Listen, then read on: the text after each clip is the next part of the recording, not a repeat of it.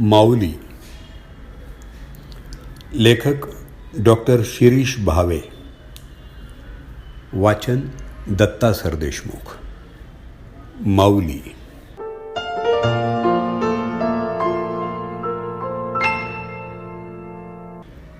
प्रसंग तसा छोटा आहे, पण आज 5 वर्ष उलटून गेली तरी मनात घर करून राहिलाय. कोंडीबा 7 वर्षांपासून माझ्याकडं मधून उपचारांसाठी येत असत. लहान लहान मुतखडे नियमितपणे होत असत त्यांना. बहुतेक वेळा ते आपोआप पडून जात. त्यावेळी मात्र मुतखडा मोठा होता. कोंडीबांना खूप त्रास होत होता आणि तो काढण्यासाठी शस्त्रक्रिया करण्याची आवश्यकता होती. मी त्यांना तसं सुचवलं तर ते म्हणाले, 2 दिवसात बंधूंना घेऊन भेटायला येतो. कोंडीबाचं वय त्यावेळी 60च्या आसपास असेल. आयुष्यभर सरकारी नोकरी केली आणि 2 वर्षांपूर्वी निवृत्त होऊन भीमाशंकर जवळच्या खेड्यात एकटेच राहत असत. वडिलोपार्जित जमिनीचा एक तुकडा कसून उपजीविका करत. 3 भावंडांपैकी हे सर्वात धाकटे. बाकीचे दोन्ही बंधू पुण्यात स्थायिक.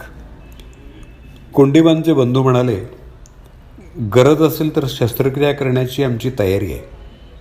तुमच्यावर त्यांचा पूर्ण विश्वास आहे. तुम्ही म्हणाल तसं. हा आम्हा तिघातला सर्वात धाकटा. भीमाशंकरजवळ एकटा राहतो. ध्यान, चिंतन, मनन यात व्यस्त असतो नेहमी, आणि म्हणूनच आम्ही सगळे त्याला माऊली म्हणतो. अंगात लांब बाह्यांचा सुती कुर्ता, पांढरा पायजमा आणि खांद्याला टांगलेली झोळी असा कोंडीबांचा नेहमीचा पेहराव असे. त्यांच्याकडे पाहिलं की त्यांच्या चेहऱ्यावर विलक्षण तेज प्रकर्षानं मला जाणवायचं. लौकिक अर्थानं लहान पण मनानं अतिशय महान असावेत ते, असं जाणवत असायचं त्यांच्याशी बोलताना. 2 दिवसांनी शस्त्रक्रिया करण्याचं ठरलं. आदल्या दिवशी कोंडीबा मला भेटायला आले. त्यावेळी ते जे वाक्य म्हणाले ते माझ्या मनावर एखाद्या चिरंतन शिलालेखाप्रमाणे कोरलं गेलं आहे. डॉक्टर, एक गोष्ट लक्षात ठेवा. तुम्ही उद्या माझी शस्त्रक्रिया करणार आहात. यात जर यश आलं तर ते तुमचं ज्ञान, तुमचं कौशल्य यांचं यश असेल, आणि जर अपयश आलं तर ते केवळ माझं दुर्दैव असेल. मी हे वाक्य ऐकलं आणि अंगावर काटा आला. रोज अनेक प्रकारचे रुग्ण भेटतात. उपचारांमध्ये अपयश आलं तर त्याचं खापर डॉक्टरांच्या माथ्यावर फोडणारे बहुतांशी लोक असतात. मनुष्य प्राणी सतत या ब्लेम गेमचा वापर करत असतो. मी स्वतःची काळजी घेतली नाही, मी उपचार करून घ्यायला उशीर केला आणि म्हणून मला अधिक यातना भोगाव्या लागल्या, अशी भावना असणारे फारच थोडे.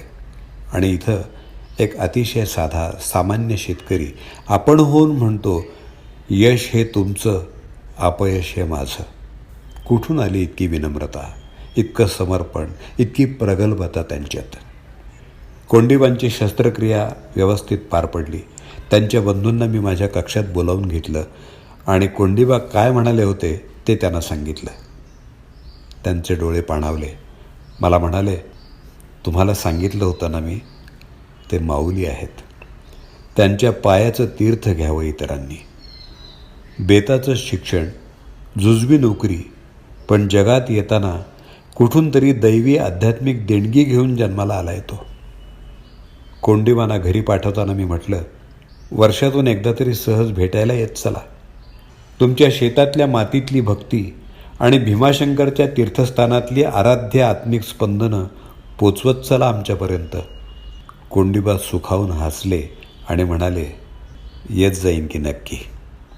त्यांनी शिकवलेली यशापयशाची निस्वार्थी व्याख्या, माऊलींची उक्ती या शीर्षकाखाली डायरीत पहिल्या पानावर लिहून ठेवली आहे मी.